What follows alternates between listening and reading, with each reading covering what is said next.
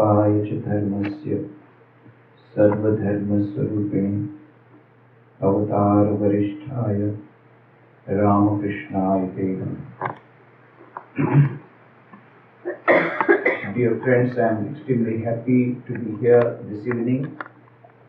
At the outset, I would like to thank Mr. and Mrs. Sarkar for organizing this meeting. It was not scheduled. If you find in my website, originally it was not there. But somehow or the other the circumstances changed, and then some days back I had talked with Chaitanya Sarkar, and then how it is taken place by the will of the Lord. This is the last leg of my journey. Tomorrow I go back to India. I came here on 18 June. Sri Bhogilal is here. He received me at the airport, New York airport. And from there we straight go to Ridgely Manor. As you know, Ridgely Manor is a very important place. Everybody must visit that place. Beautiful place, 82 acres of land. It was originally very big plot, but now it is 82 acres. And Swami Vivekananda himself stayed. 3 times he went, but the third time in 1899, he stayed for about 10 weeks. That was a great summer. And there he was in a very high exalted mood. So Ridgely Manor occupies very important. There are only 9 places in the whole world where Swami Vivekananda stayed. Of course, there are hundreds of places where Swami Vivekananda stayed and visited, but only 9 places where the original buildings are still there, and there are very few places the original buildings are there. Most of the places the buildings have been demolished or destroyed. But out of those buildings, only 9 places where we have been able to convert them into memorials. 3 in America: Ridgely Manor, Thousand Island Park, and South Pasadena, Swami Vivekananda House. And 6 in India: Vivekananda brought Kanyakumari, Belgaum, then Ice House, now it is Vivekananda Illam at Chennai, and 3 in Gujarat: Limdi, where Swami Vivekananda was captivated and was released by the Maharaja of Limdi, and he stayed afterwards in that palace, and the same palace was been handed over by the Queen of Limdi to Ramakrishna Mission. We have made a memorial there. The historic Bhojeshwar bungalow in which Swami Vivekananda stayed as the guest of the then Administrator Shankar Pandurang Pandit. In 1892, he stayed for more than 4 months there. It is there that he prepared the bomb which he threw in the Chicago Parliament in 1893. The bomb was prepared there, thought bomb. All that he prepared there in 4 months. And then that historic Bhojeshwar bungalow we received from the government of Gujarat on 30th lease as 1 rupee total rent on 12th July 1997, and since that time a memorial has been started there. And the bungalow was in a very bad condition. I was there for 8 years. We repaired it, we renovated it, many activities have been started. And we started Vivekananda Institute of Value Education and Culture, Vivek, which was inaugurated by Dr. APJ Abdul Kalam, the then President of India. In fact, he came twice to Porbandar, one before becoming President, one after becoming President. Before becoming President, when he came, we announced that he is going to become great. Within 4 months, he became President of India. And we have a lot of connection with him. Then, on 18th April 2005, we received the historic Dilaram bungalow, in which Swami Vivekananda stayed as a guest of the then Diwan Manibhai Jashpai in 1892. And that also was in a bad condition, so we are repairing it, renovating it. From last 5 years I am there. Now that Porbandar bungalow was renovated, so afterwards they thought that again this bungalow was going to be renovated. So now I am in Baroda, and we have started many activities. So Ridgely Manor is a very, very important place. Everybody must visit that.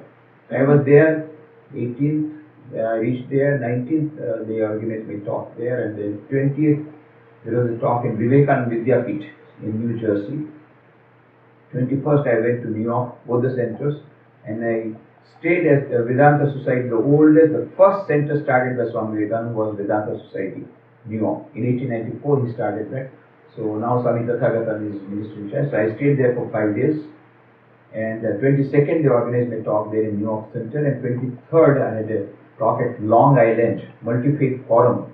There was an interfaith, a lecture on interfaith harmony, and there were representatives, not only representatives, but high scholars from various religions, Baha'i, Islam, Christianity, Jews, and they all listened with great attention to the message of Sri Ramakrishna of harmony of religions and multi-faith, interfaith harmony.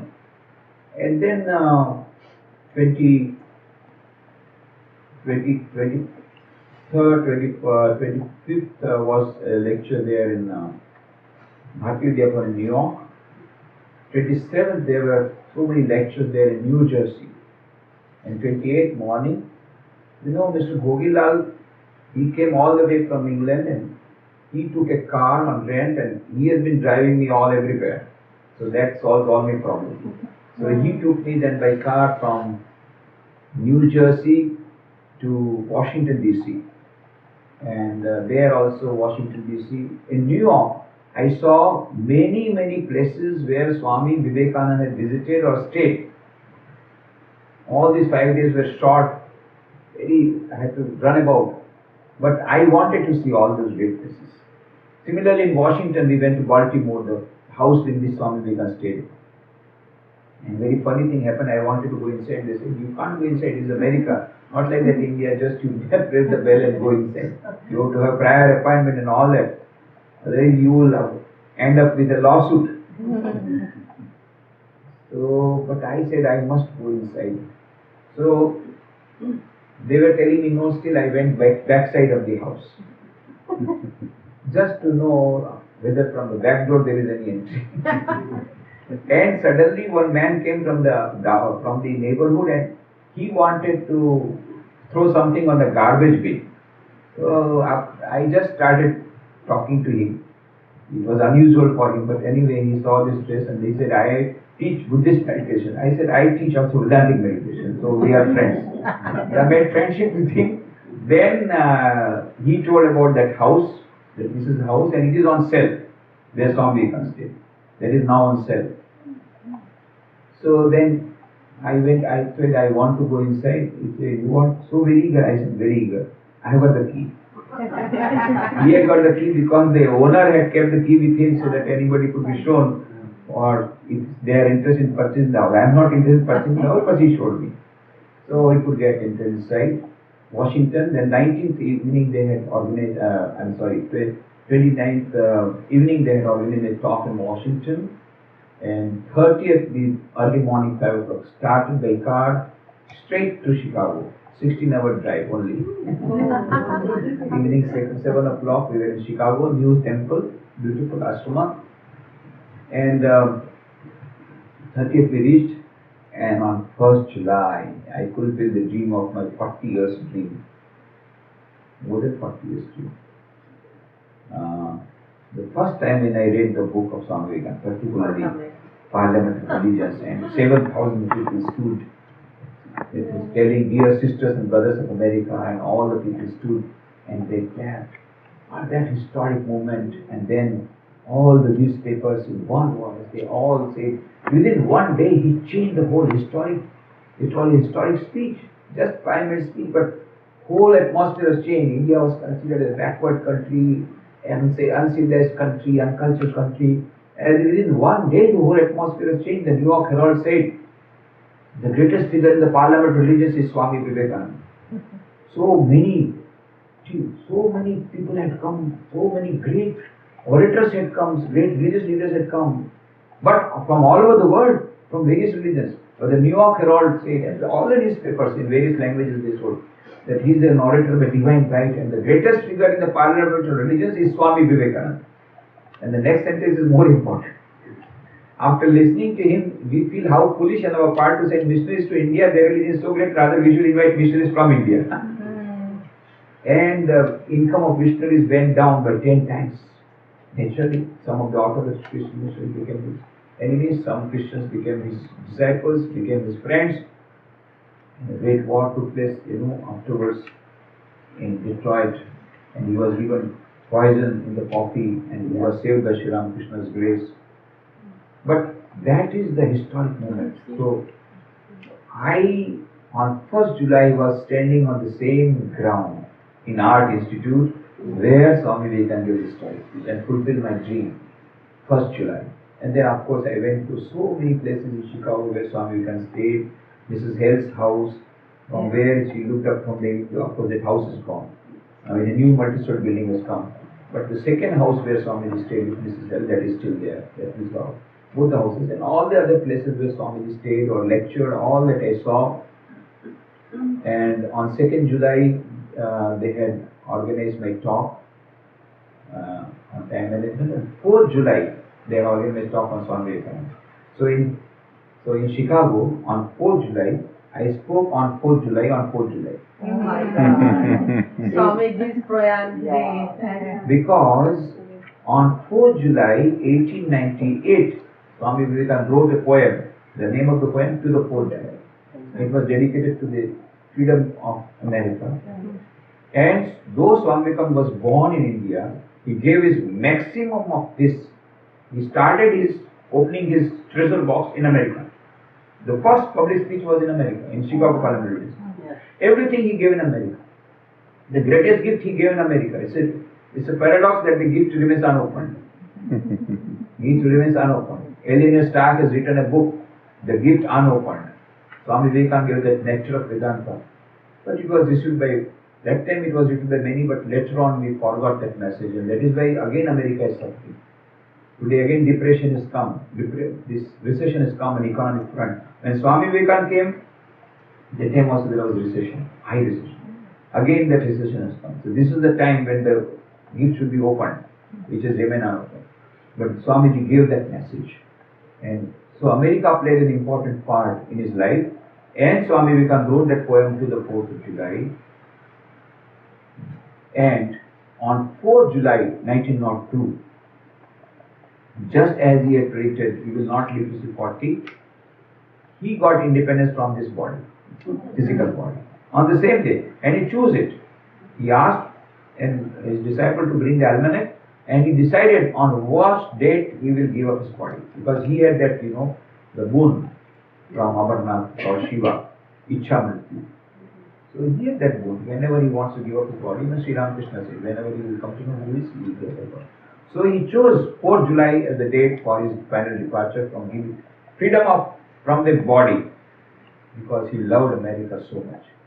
So America, actually I have come here for a pilgrimage. For me, it's a pilgrimage. I am trying to walk on the footprints of Swamiji, wherever Swamiji went. So Chicago, wherever Swamiji went, I went there. All the places. Of course, this 4th July I spoke, and then 6th July, I took a flight from Chicago to Los Angeles. Because that is the only flight I took, because from East Coast to West Coast, the car owners would not allow Bhogilalji to drive, so we had to take a flight. He was prepared. He said, no, I will prepare. He was prepared to drive all the way. So we took the flight to Los Angeles, and it was 7th July they had organized a talk in Hollywood Center. 8th July I went to Santa Barbara, they organized a talk in Santa Barbara. Microphone? Microphone is on? Yeah. Everybody is able to listen? Yeah. Then 8th July, 8th July Santa Barbara, beautiful place, beautiful. One side hills, one side ocean. And all the nuns I told the nuns, you are so fortunate to live in this place. Then 9th and 10th in Hollywood Center, and so all the places where Swamiji stayed in Hollywood and nearby. 11th they had already talk, because Sunday being a Sunday, Members of Holy Association, because I had the great privilege of coming in contact with so many senior monks, Swami Vireshwarananda, from whom I received my Mantra Diksha, Brahmacharya Diksha. Oh my God, I kept the book for you there. Yeah, I saw that. I didn't know that. I have got a book. So he was a disciple of Holy Mother Sharda. Even so many disciples of Holy Mother Sharda, I could see that Swami Ranganathananda, Swami Bhutishananji, Swami Kailashanji, whom I served, so many of them. So I told something about them. And then 12th July and 13th July we went to places like Santa Barbara, there's Trabuco, San Diego. 12th they had organized a talk in San Diego, and 13th we went to Trabuco, and then 14th morning we started from Hollywood to Sacramento. 14th evening there was a talk in Sacramento. 15th morning we went from there to San Francisco.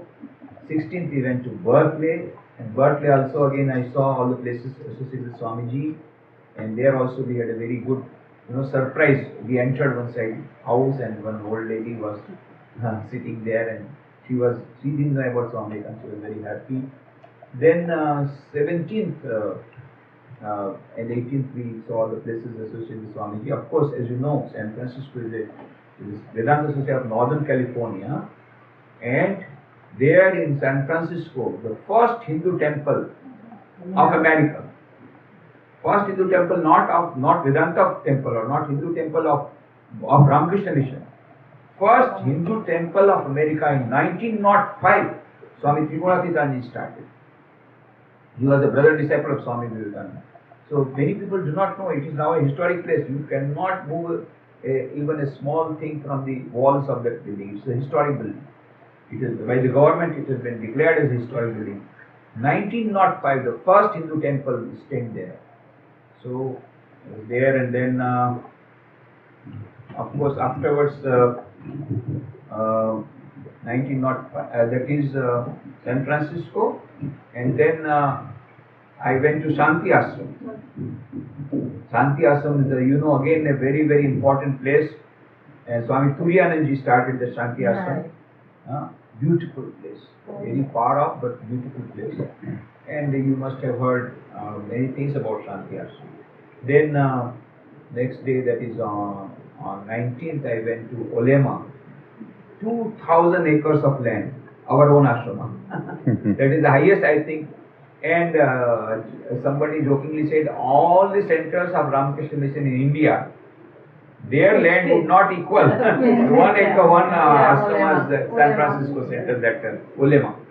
And of course, I went to Camp Taylor, from where that wooden bridge is not there, from where Swami Vivekananda shoot those light shells, all that Camp Taylor. And then 20th night we flew from San Francisco to Detroit, again East Coast, West Coast, East Coast.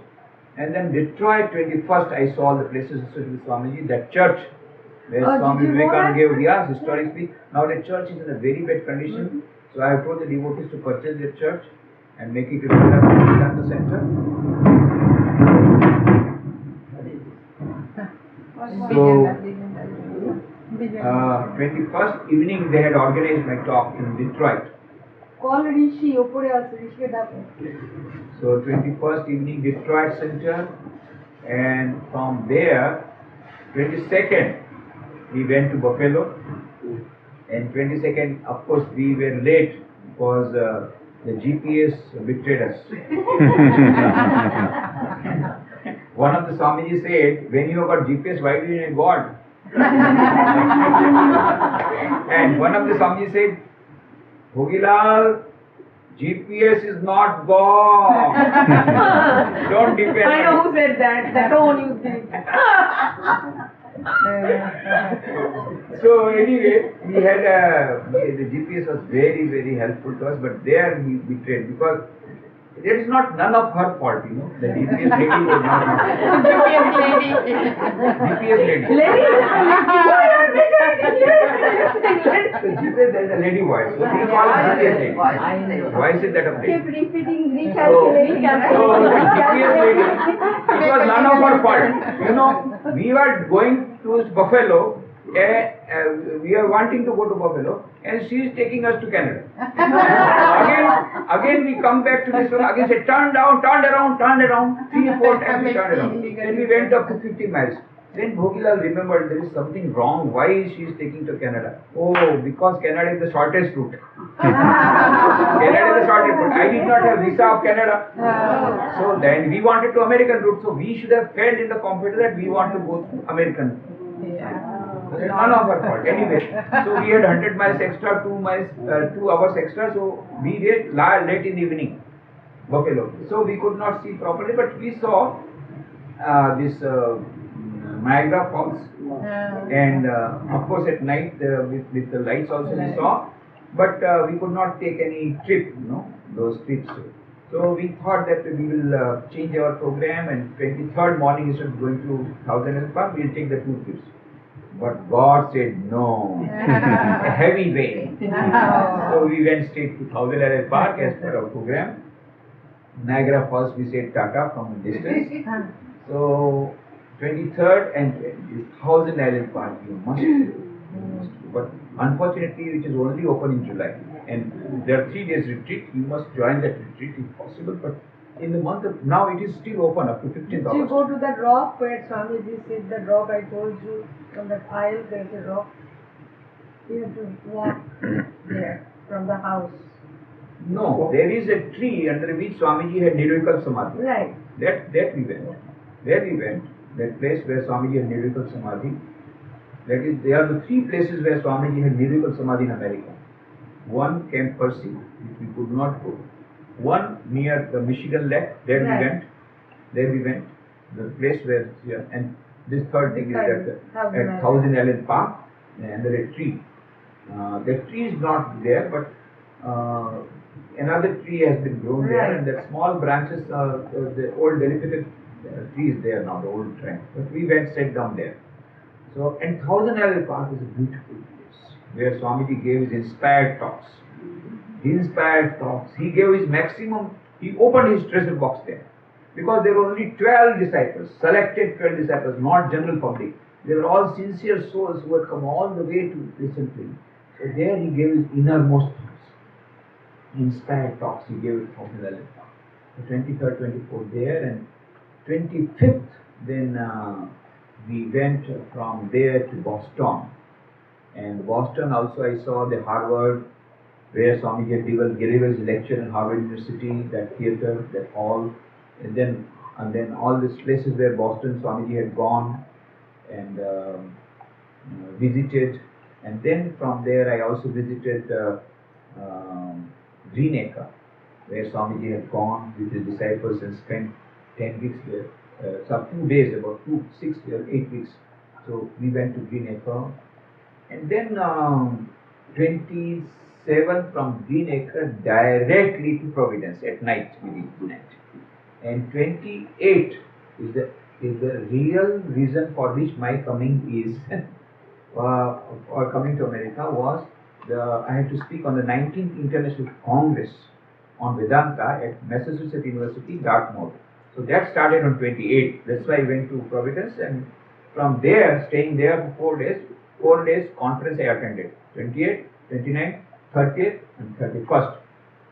On 31st evening there was a talk in Providence, and first yesterday morning we drove from Providence to again Ridley Manor. Again I was not satisfied, So I started with Ridley Manor, I must end with Ridley Manor. So I was with Ridley Manor, and today this morning I wanted to spend some more time, but there was an order from Mr. Sarkar, you must You come were here telling before me. lunch. Did you seriously matter how many times you called me? You are not believing that I did see. So she said, no, you must come here before lunch. Okay, I said, yes madam. So I was here before lunch. From Ridley Manor we started at 9:30, and so I am here, and now I am at your disposal. So when are you going to hear that real what is, that now we're waiting? Everybody wants happiness and peace. Everywhere, most of the places, they organize my talk on the same subject. In fact, that is the talk I delivered at Ahmedabad Mental Institution, and they brought out some DVDs. Some DVDs are here on that subject. And then they brought out a book. And that book has undergone 10 times printing, and it is very much in demand. I wanted to bring many copies. We kept the box ready, but by God's divine will, or because of my mistake, whatever you say, the box remained at William. So anyway, but don't worry, I will send immediately after going to India, I will send a box of Happiness and Peace book. And of course, you can download it free of cost. It is available in PDF form from the website rkmvm.com/sn. RKMVM, if you want, I will give you my card. So that gives the website. So from the website, you can download my book, Happiness and Peace in Everyday Life. Because today now we have got very less time and not be able to do justice. That was 3 hours talk. So, and the subject will take 3 months. So I have got very limited time. So, but you get all those things in that PDF form. The whole book is there. And there's another book, Teacher, the Torchbearer of Change. Many of my articles are there. So all these you can download. Some CDs are also there in the, but it is in short form. And some CDs and DVDs I could bring. I brought hundreds of CDs, DVDs, hundreds of books. But this is, the last. So all got exhausted. Now few are remaining. Anyway, some you will get and some I will send later on from there as soon as I reach India. Now the whole world, when 2004 I went to Europe. And there I had gone for participate in the second international conference on disaster management. As you know, 26 January 2001 there was an earthquake. So as the tradition of Ramakrishna Mission, whenever there is a disaster, immediately we start with our relief work. So we spent about 200 million rupees for about $4 million, and we constructed 81 school buildings as a part of earthquake rehabilitation project. Out of which 37 school buildings we constructed in Porbandar. Total 81 school buildings we constructed, and we constructed very, very quickly. So they wanted to know how we could finish this work very quickly. But we took up this prefabrication technology. So I went there for giving that presentation. In Coventry there is Sri Krishna temple. So they said you must come and give us lecture. I said I had to agree because they had given some money for construction of one school building out of 37. So I must read that. I did Sri Krishna temple. I said, on what subject I should talk on Gita? She said, no. Your book we have seen, the Happiness and Peace, the same topic. Then I talked on that. Then from there I went to London. On the way there was Leicester. There are 2 temples, Hindu temples, Sanatana. Both the places they wanted the same subject. Again I told the same thing. Then I went to London. London also they wanted the same subject in the big particular hall. Again the same subject they found. From there I went to Holland, and then Holland to Germany. Germany, that was a Sunday, so there were many people had come for retreat. So again I told what subject they want, stress management. Again, so I spoke on stress management there and gave answer to the question. And then France and Switzerland, again they are also devotees wanted. So everywhere people are now in search of peace of mind. Everybody is under tension. How are you fine? Any problem? My God, so many problems you cannot report in competition. Everybody has problem, everybody has tension. Whether in America, whether in India, everywhere. Irrespective of caste, creed, color, religion, nationality, everybody is under tension, everybody is wanting peace of mind. That is the modern, why it is happening. Why? Because it's the modern times. It is the modern times, the science of technology has advanced very much, and we have got a lot of gadgets. The whole world has been measured, the physical distance has been annihilated, but mental distance has increased. That is a paradox. Communication technology has advanced so much that previously it used to take a lot of time. Physical distance has been eliminated. Swami Vivekananda started on 31st May 1893 from Bombay, took a ship for coming to America, and after 2 months he reached America. And I started morning 4:30 on 18th from Ahmedabad. By 2:30 p.m. same day 18th I was in New York. So science and technology has reduced the distance, and so much communication technology, you got internet. Whole world is instantly connected. Within a second you are connected with thousands of people, and then ideas and the mobile. You are sitting on the sofa set. You can talk to your friends thousands of miles away. Very nice communication, because previously you had to shout. Now no shouting, because everything is done by satellite communication technology. So very good communication technology. But the paradox is that you can talk to your friend thousands of miles away very nicely, but there is no communication between husband and wife sitting on the same sofa from last 6 months. I am telling you literally. I was there in Baroda station when I had gone to, I was previously in Rajkot before coming to Baroda and Porbandar. I was in Rajkot editing a Gujarati monthly. From there I used to go to Baroda for some lectures. So one day after finishing my lecture, I was to go back to Rajkot. So I was standing on the railway platform, Baroda. I was standing here, and by some distance, a couple was standing, husband and wife. Both were standing nearby, but husband was looking at one direction, husband was looking at, wife was looking in the other direction. After some time, the husband very politely asked, "Why the train is coming so late?" And the wife roared like a lion, "Am I the station master that you're asking me why the train is late?" She roared like that, the husband flung away 6 feet away. He was so much afraid. He just ran away. He was so much afraid. So, very good communication technology, but no communication between husband and wife, between mother-in-law and daughter-in-law, between mother and daughter. Generation gap is.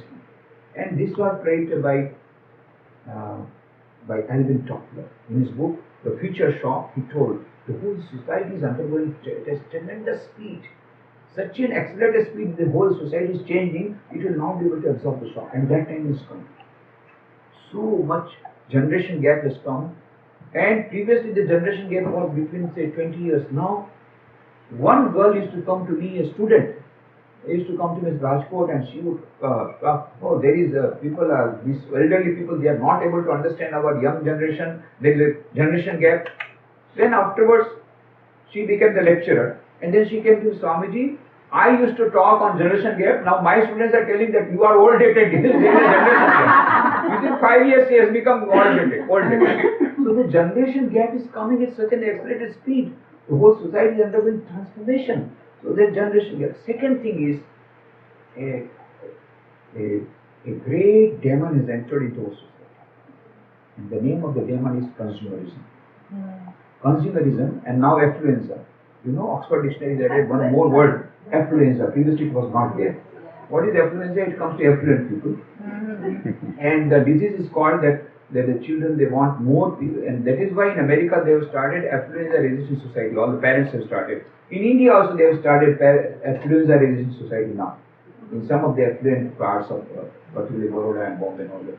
Now, that affluenza, what is that? It is something like AARP syndrome. You know the story of AARP. The more you get, the more dissatisfied you become. And you become a prey of Lugin neurosis, and then you become schizophrenic, mental patient, and then commit suicide. This is what is happening to the children. Affluenza, consumerism. And everybody has become, as you know, Alvin Toffler says, we have become economic animals. Just thinking in terms of money, money, money, and everybody has got an equation in the mind. H is directly proportional to M, where H is equal to happiness and M is equal to money. The more money we get, the more happiness we get. And so they are running mad after earning money, but are they getting happiness? No. The modern psychologists are telling, they made a survey that happiness increases as you get more money, happiness increases. But paradoxically, it is a parabola. It is a parabola. For some time, the happiness curve goes up as you go on increasing money. After some time, the curve goes down. The more money, the more suffering. So people, after your needs are over, roti kapda makan, when you got your house and essential items have been covered, how many cars you can travel on? You may have 10 cars, but you have to travel on one car only. You can simultaneously travel on. How much food you can take? You know that there is a story of Tolstoy that one king announced, how much you run, that land will be yours. So the one person ran, and he was so much tired, so he said, let me go one more step. And he went one step and gone, dead. Afterwards, how much land he got? Tolstoy says he got only 2 yards by 2 yards, enough for his graveyard. That is the only space he got. Had he got little contentment, had he controlled himself, then he would have got a lot of land. So many miles he ran, but he wanted little more. That is the Lugin neurosis, and that is affluenza. More they want, more they. So their happiness curve goes down. And the statistical analysis says there are 3 countries in the world having highest per capita income: America, Japan, and Sweden. And 3 countries having highest rate of suicide. What are the countries? America, Japan, and Sweden. and 3 countries having highest rate of mental patients. What are the 3 countries? America, Japan and Sweden. So what is the equation? H is inversely proportional. But don't take a wrong message. That does not mean money is not important for our life. Money is very important for happiness. But that cannot be the goal of life, because that will not solve all our problems. Otherwise, these people would not have been so much suffering. So many books are coming out, There is a book by Derek Humphreys in America. The name of the book is The Final Exit, and the book is not available. It is also exit. Then what great difficulty, I got one copy from a book fair. I wanted to know what is written there. Do you know what is written? How to commit suicide. and selling like hot cake is the bestseller. The bestseller book in Japan is The Complete Manual on Committing Suicide. 3.5 lakh copies sold in 1 year. And some people committed suicide as per the instruction given in that book. Taking the book in their hand. France, the bestseller book is The Suicide User's Manual. And according to National Institute of Mental Health America, on an average, at least one person in every family regularly goes to a psychiatrist. 25% of people have become prey to some sort of mental disease. So, this trend, what does it say? H is not directly proportional to N. Happiness, what do we want after all? If we want happiness, money alone cannot solve our problems. There is a beautiful book by Dana Zohar. She is a professor in Oxford University, and she has written a book. The name of the book is SQ, Spiritual Intelligence, the Ultimate Intelligence, where she says neurologically, biologically, psychologically, physiologically, from every point of view, there is a concluding evidence. There is something called SQ, which is the basis of both IQ and EQ. What is IQ? Intelligence quotient. IQ will tell you how to play the game of life. What is EQ? Emotional quotient, emotional intelligence. EQ will tell you how to play the game of life under changed circumstances with changed strategies. What is SQ? Spiritual intelligence, spiritual quotient. SQ will tell you whether to play the game of life at all or not. But that's your choice. What is the purpose of life? What is the meaning of life? We have lost the purpose of life. There is a beautiful Zen story. A horse was galloping at full speed, and somebody asked the person, "Where are you going?" And the person said, "Ask the horse." Because I am not taking the horse is taking. We are not leading the life. Life is leading us. Just like a flock of sheep, we are going blind imitation of Western materialistic culture, even in India now, in many other countries. But what is the purpose of life? What do we want in life? No, nothing we want, just going blind. So, purpose of life. What is the meaning of life? We have never thought about it. I ask many youngsters in India, I go to many schools and colleges, and I ask the youngsters, what is the purpose of life? I want to become an engineer, doctor.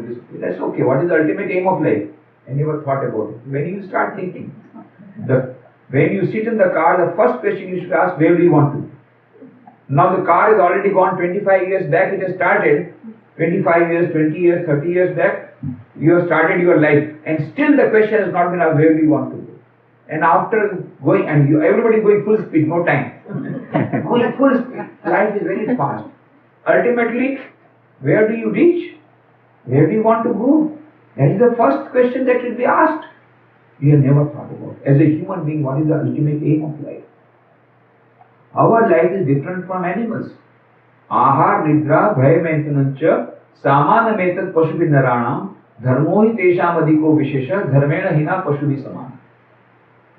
Ahar, eating, nidra, sleeping, bhaya, fear, and maintenance, producing children, procreation. These are the 4 things common between animal and man. What is the extra thing? Extra thing is that spirituality, religion. That decides.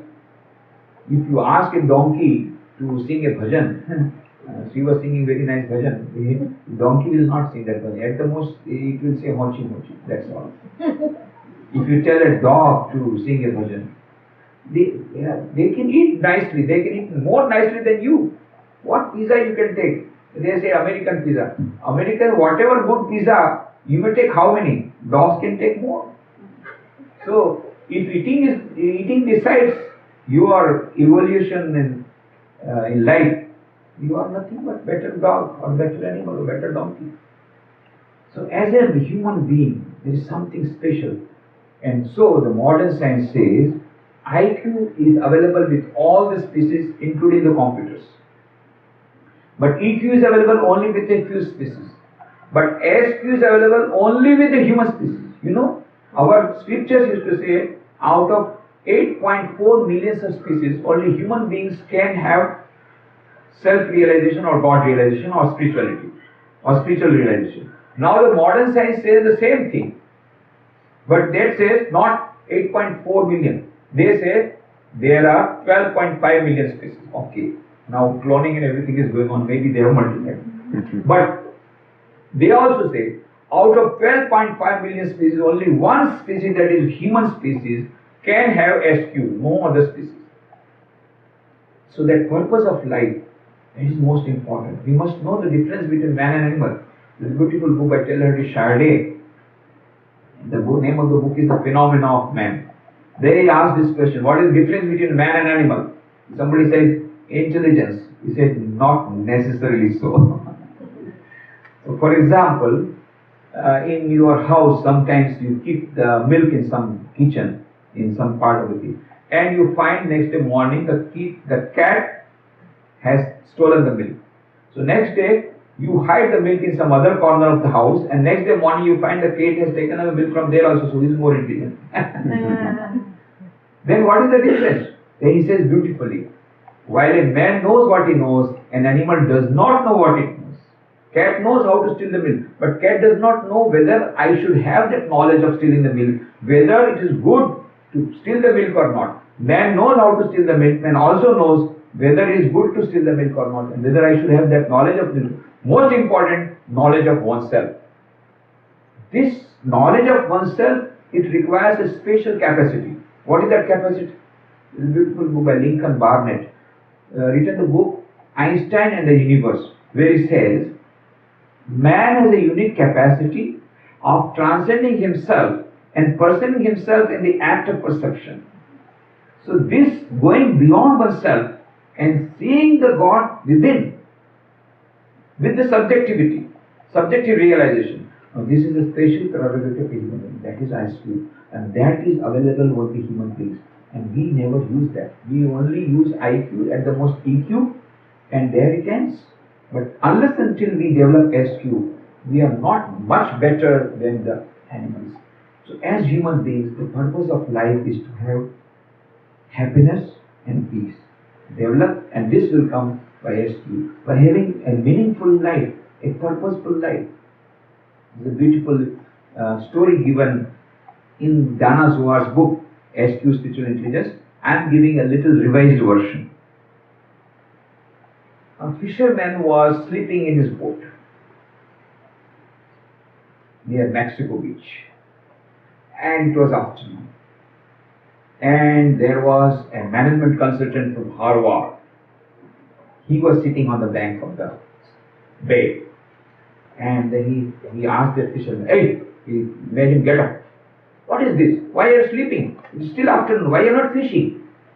Then that man said, why sleeping? You know, sir, what happened? Today early morning when I was fishing, I got a very big catch. So I got that fish, I sold it, and I got a lot of money, and that is enough to fulfill my need of today. So my budget is over, and so I am relaxing. What? Is there any budget system here? Why are you not going more fishing? You get more money. Then he said, but what will I do with more money? I have got enough for today. You must save. You must deposit. He had never heard about saving the money and deposit the money. What will I do? If you save the money, what will I do by saving? Go on saving the money. When you got enough deposit, then you purchase a bigger boat. And then you will be able to enter the bay first deeper, and you will get still more fishes, better, long, bigger fishes, and you will get more money. But what will I do with more money? Again deposit. And while I will go on making deposit and go on purchasing more and more boats, and finally you will have a big fleet of vehicles. And you know, I am a consultant from Harvard University. I have done my MBA. So I'll teach you how to run the company and you will become a big CEO of a big company, of a big multi-story.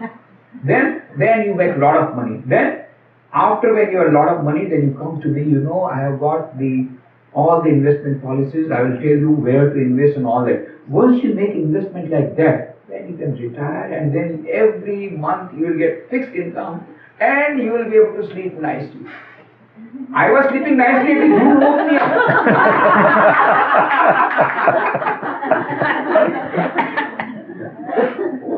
What a roundabout process. Such a small. Dana Juar says that fisherman has more rescue. He knows the purpose of life is to enjoy life, is to get happiness and peace. And this fellow from Harvard has got high IQ, but no IQ. So this purpose of life is to get happiness and peace. This is what we have forgotten. And that is why we are running mad after something else. Now, it is here, Vedanta says, the source of infinite joy, infinite happiness, infinite peace is already within yourself. And we are trying to search outside, and that is why we are suffering. We are like that old woman. She was searching. And then somebody said, what has happened, madam? I lost my needle. So, okay, I will help you. And he also started searching the needle where she was searching. He's not getting. Where did you lose the needle? Oh, in that room. But you are searching outside, but there is no light there. There is better light here. We are searching in the wrong place. We are searching for happiness and peace in this Mercedes-Benz car, in multi-story buildings, air conditioner. It is not there. The source of infinite joy and peace is within all of us, everybody's heart.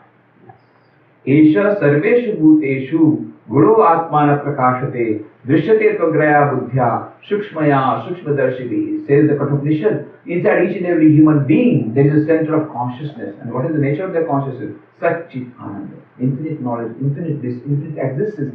That center of consciousness, Atman, is present in residing in each and every human being, irrespective of caste, creed, color, religion and nationality. And what is the evidence? What is the proof? Proof is drishyate. Some people have seen it. Who have seen it? Those who have got Sukshmaya, Sukshma Buddhi, those who have got special type of intellect, not IQ, EQ, but SQ. Those who have got SQ, they alone have seen it. Sri Ramakrishna said, I have seen Sri Ram, I have seen God. If you want, you can also see him. He told Swami Vivekananda used to give challenge. But he gave challenge to Sri Ramakrishna. Well, you're talking too much of God. Have you seen? Yes, I have seen. I am seeing him more intensely than I am seeing you. And if you want, you can also see him. But you have to come to the laboratory, make experiment. And then Swami Vivekananda made an experiment. And that is why he himself had a first-hand realization. That is why in the Parliament of Religions, he could say with conviction, Srudantu Vishwe Amritasya Putra Aye Dhamani Divyani Tastu Vedaham Etam Purusham Mahantam Aditya Varnam Tamasa Parastak Tameva Viditvati Nityameti Nanya Pantha Viditayana. I have found that ancient God is beyond all miseries. He could see that, he could say that because he realized it. In the experiment, he experimented in the laboratory.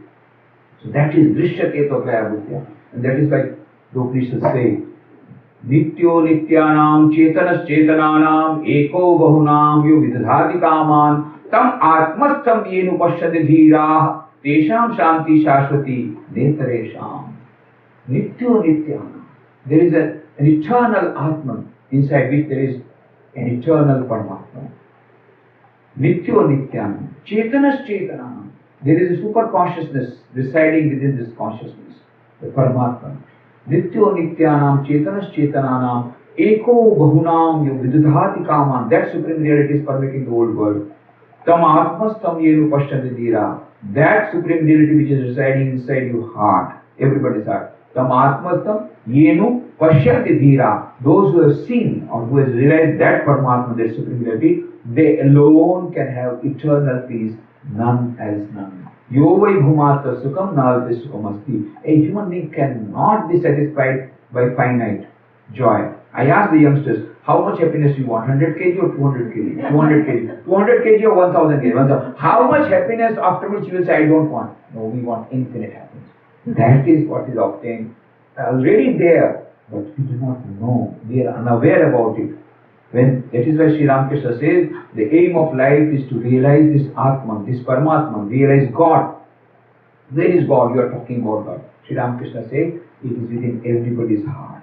Bhagavad Gita also says, Ishvara sarvabhutanam riddheshya rajantistati brahmayan sarvabhutani yatra rudhani maya tameva sharanam gaccha sarvabhavena bharata tat prasadat param shantim sthanam prapsasi shashvatam. Ishvara sarvabhutanam riddheshya rajantistati. Arjuna, Sri Krishna says, the Lord is seated within inside our heart. And what is He doing? Like a machine operator moves the machine. And He draws us to action. Go and surrender yourself to Him. And then you will get eternal peace, eternal happiness, and eternal place beside Him. So, Sri Ramakrishna told God is within all of us, that Paramatma is within all of us, inside our heart. But we are not seeing it. How do we believe? How do we believe? We are not realizing, we are not experiencing. How do we believe? Then Sri Ramakrishna says, do you believe I am talking to you? Yes. Why? Because we are seeing you. That is why we believe that you are talking, you are in front of us. Immediately Sri Ramakrishna, what did he do? He had a chadar like that. He just hid us there. Then he said, can you see me? No. That means I am not here. No, you are here. Why you are not able to see me? Because there is this screen hiding my face. Similarly, God, the Supreme Reality, Paramatman, is inside everybody's heart, very, very near to us. But we are not able to see it, we are not able to experience it. Why? Because there is a screen hiding the reality. So that is why Kabir says, Moko kahan tu dhunde bande, main to tere paas mein, khojoge tabhi milunga, pal bhar ki talash mein. Where are you searching for me? I am inside you. But why are you not able to get me? घूंघट का पट खोल रे तोहे पिया मिलेंगे, कटुक वचन मत बोल रे तोहे पिया मिलेंगे. You will realize that supreme reality, that beloved. How?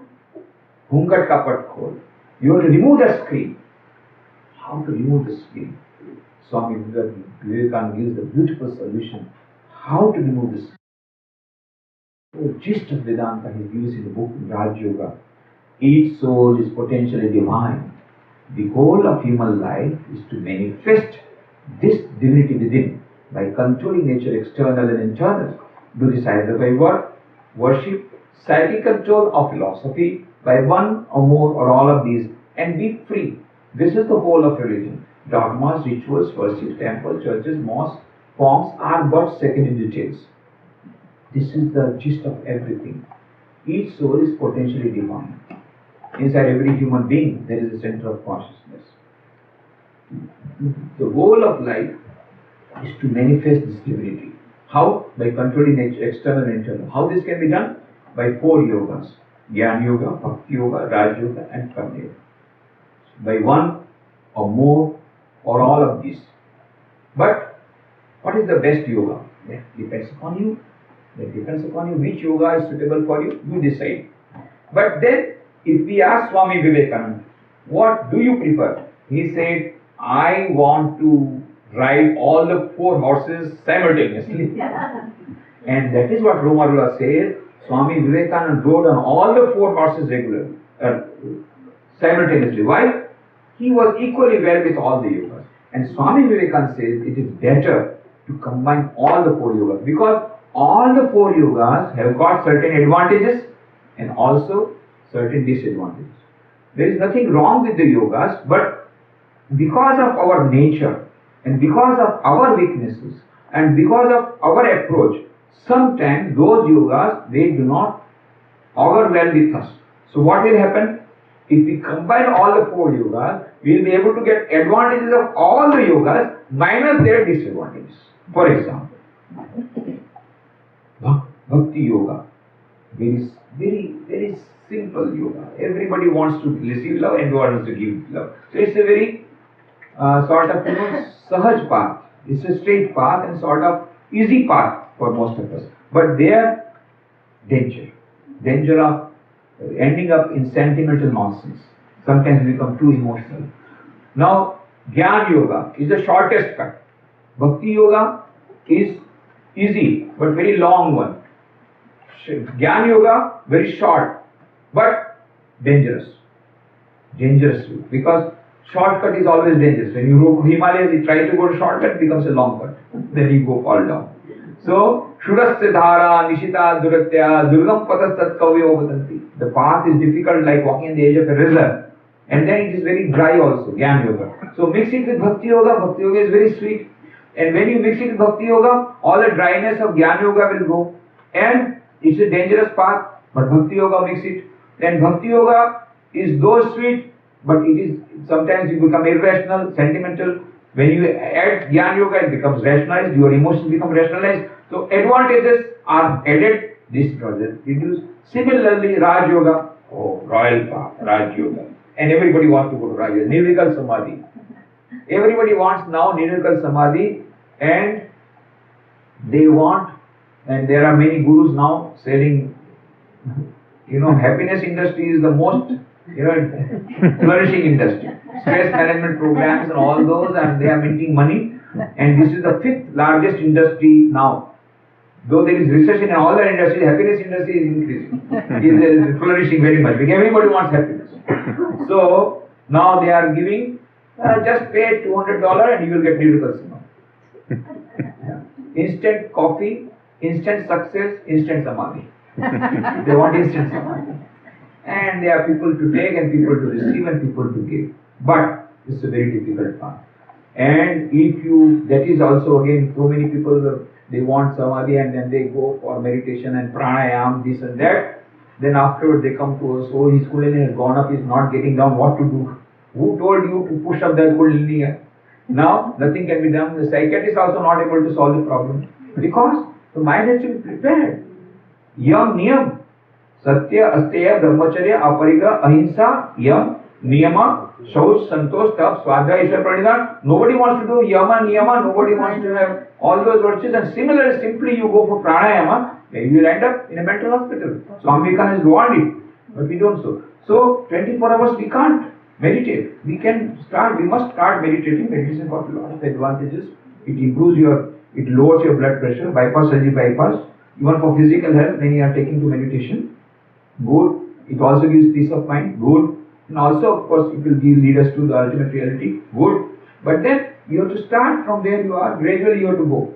So, mix it with Karma Yoga. What will you do next time? Just try to serve society, serve the other people. And with that, your mind will be purified. With that, you will be able to meditate properly.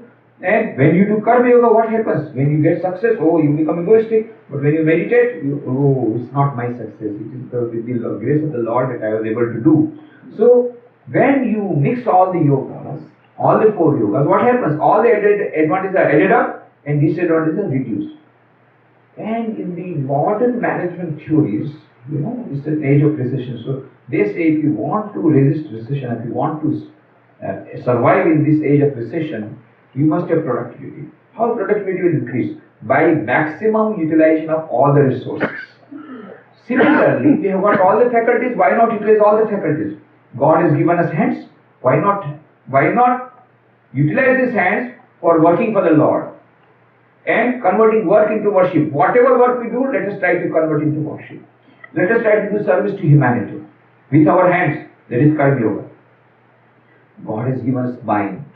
Why not meditate with this mind? That is right. Then God has given intellect. Why not we think of that into what is real, what is unreal, what is true, what is real, false. This is Jnana Yoga. And then God has given us heart, a heart which wants to receive love and also give love. But how much love? How much love? I ask the youngsters, how much you want love? 100 kg or 200 kg? 200 kg. How much love you want? After which you will say, I don't want love. No, we want infinite love. Now, Swami Vivekananda says in book Religion of Love, there cannot be an infinite love, an immortal love between two finite realities changing all the time. Their moods also changing all the time and both going towards that. So there can be an immortal and infinite love between the infinite Atman and the infinite Atman. And that is the religion of love. So let us, when the heart is there, let us love the Lord, the highest. So that is Bhakti Yoga. So when we combine all the yogas, we are making maximum utilization of all the faculties. Also, all the advantages are ended up and disadvantages are gone. And so ultimately when we manifest the divinity, we get eternal joy, eternal happiness, eternal peace, and infinite life, eternal life. All this we get, but it will take a long time. In the meanwhile, we want happiness and peace in everyday life. What to do? The same 4 yogas, when practiced in daily life, will give us happiness and peace in daily life. For example, Bhakti Yoga means what? Prayer, repeating the mantra. You start repeating the mantra. Any good mantra, any mantra, any name which appeals to you, you will find peace coming to you. Holy Mother Sharda said the easiest and the best way of solving all the problems of life is to take the name of the Lord in silence. See, work it out. Prayer. Swami Vivekananda gives a beautiful thing. He says, at long last, and he says a beautiful prayer. Before starting your Upasana, you used to have a beautiful prayer. Sarve bhavantu sukhina, sarve santu niramaya, sarve bhadrani pashyantu, ma kashchit dukhmapnya. Let all be happy, let all be healthy, let all attain good, let none become miserable.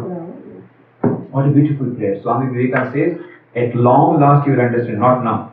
At long last you will understand that the best way to become happy is to see that others are happy, and the best way to get peace of mind is to pray for others' peace of mind. So he says, if you pray like this, others will get peace of mind later. You will get peace of mind early. Yes. Make an experiment. Yes. Make an experiment. And many have reported, yes. And some people say, no, we are not getting benefit. I say there is something wrong. Because when you say, let all be happy, don't put a bracket there. Some people they say, put a bracket. Oh Lord, let all be happy minus my mother-in-law. Oh Lord, let all be happy minus daughter-in-law. Oh Lord, let all be happy minus my husband. Oh Lord, let all be happy minus my wife. Don't put a bracket. At least at the time of prayer, whole day you may put the bracket. Early morning when you are praying, oh Lord, let all be happy. If you can say from your heart, then you will find really peace is coming to you. Really. So that praying for others, preparing for others. Swami Vivekananda told the Prince of Maharaja Mysore, he said, my dear Prince, this life is short. The vanities of this world are transient. In this short life, they alone live who live for others. The rest are more dead than alive. So working for others, the best for others. I will just end with an anecdote because it's a very vast subject. So prayer, bhakti yoga in daily life will give you peace. Then meditation. Now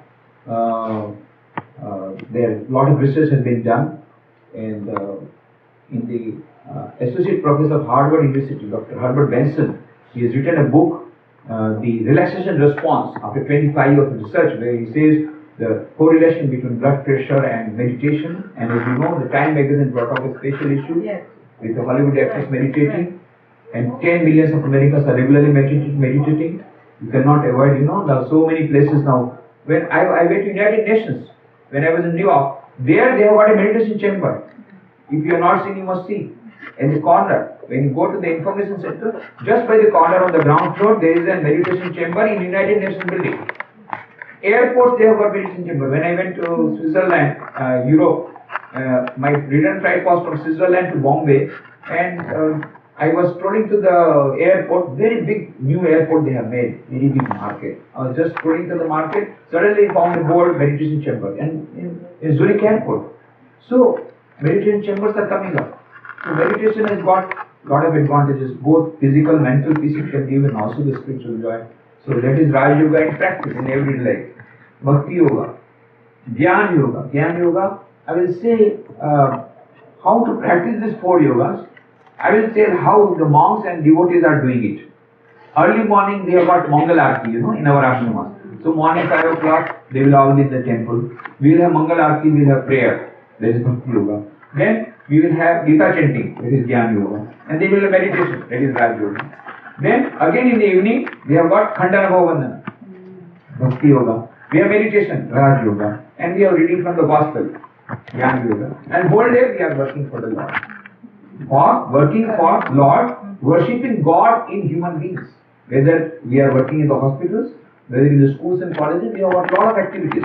Rural travelable project, but essentially it is worship of God in man. Swami Vivekananda said, you had heard the mantra so far, Matru Devo Bhava, Pitru Devo Bhava, Acharya Devo Bhava, Aditi Devo Bhava. I am giving you some new additional mantras. What are they? Daridra Devo Bhava, Rogi Devo Bhava. Worship the God in poor people, worship the God in patients. And now we are at present, we have got mobile medical unit for Dardi Narayan Seva. We have got many value education programs for students, Vidyarthi Narayan Seva. We have got many programs for the teachers, Shikshak Narayan Seva. And then we have got Daridra Narayan Seva. And now we have started Kaidi Narayan Seva. That is prison reform work. And when I go to the various prisons, I have to go to 24 prisons. I finished only 6, 18 are waiting for me. When I go, I will start there. So everywhere the prisoners, they become so much astonished when I say, I have come here to worship God in you. You are my God. They start weeping. Nobody told them like this. But this is exactly what Swami Vivekananda said. God is present in every human being, irrespective of caste, creed, color, religion, nationality. Maybe in a sinner or even in a prisoner, that screen has become a little more thick, that's all. Remove the screen, inside is the same God, same person. So, it is for worship of that one. So, whole day we are worshipping God in human being. That is Karma. So, wherever you are, your household, it doesn't matter. So, how to convert work into worship? Karma Yoga. Swami Vireshwaranandaji, the 10th president of the Ramakrishna order, used to give a beautiful example. Practice sandwich sadhana. She knows how to prepare sandwich. Of course, all of you know how to prepare sandwich. Take a piece of bread, okay, and then put something on that. That is cheese, butter, tomato, cucumber, all this whatever masala you want to put, and then another piece of bread. That's it, one sandwich. Similarly, morning you pray to Lord, oh Lord, today whatever work I will do is all dedicated unto you, and the fruits also dedicated to you. One piece of bread. Whole day go on working. That is masala of work. And then night, oh Lord, whatever I have done, good or bad, dedicated to you, and fruits also dedicated to you. That is prayer. Another prayer. That is another piece of bread. One sandwich ready. And you can prepare small sandwiches also. That's better. When you go to office or college or school, oh Lord, whatever I will do in the office, dedicated to you. After coming here from the office, oh Lord, whatever I have done, good or bad, all dedicated to you. From tomorrow I will try to do better. And the fruits dedicated to you. Then it becomes small sandwich also. So try to have sandwich sadhana. Convert work into worship. Read Karma Yoga, that will give you. And try to do little unselfish service. And that unselfish service gives a lot of peace of mind in daily life. What to talk about eternal happiness? Daily life you will get peace. You do something unselfish. Swami Vivekananda says unselfishness is more paying in the long run. Unfortunately, people do not have the passion to practice it. Try to practice unselfish service. I'll end up with an anecdote, a real thing what happened. When Swami Vivekananda was in America, at that time, he stayed here for 4 more years, for preaching the message of Vedanta. He was staying in Chicago. At that time, the richest person of America was John D. Rockefeller, the emperor of petroleum industry. And he was at that time very much depressed at that time and he was contemplating suicide. Then one of his friends suggested, why don't you come to my friend's house where an Indian yogi has come, Swami Vivekananda, and if you meet him and get his advice, I think you will get peace of mind. Rockefeller said, what? I have to go to a beggar to get peace, to get advice? We are all beggars.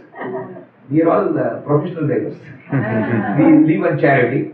So he said, what? I have to go to beggar? And really he did not. But after a few days, somehow or the other, suddenly he came to the place where Swamiji was staying. He called the bell, the butler opened the door, went inside. Swamiji was not in his drawing room. Now, without being announced, he entered the study room of Swamiji. And Swamiji was fully engrossed. Swamiji had tremendous power of concentration. So whenever he will do one thing at a time. So he was fully engrossed. He did not notice Rockefeller coming. So Rockefeller came and then he knocked at the table. Then Swamiji looked up. Rockefeller said, I am Rockefeller.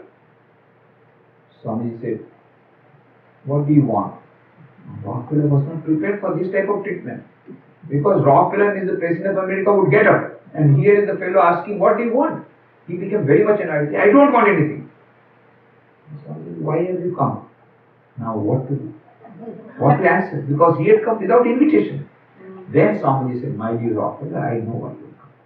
You come here because you do not have peace of mind. And then Swamiji said, my dear Rockefeller, I will give peace of advice. Remember, you are not the owner of your wealth. You are only a custodian of wealth. Utilize this money for removing the sufferings of millions of people, and immediately you'll get peace of mind. There is no other way by which you can get peace of mind.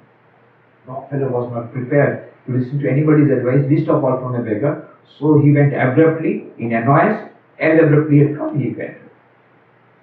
After a few days, again he came, suddenly. Called the bell, the butler opened the door. Again he entered. Swamiji was not his driver. He entered the study room. Swamiji was fully engrossed. He knocked at the table. Then Swamiji looked up.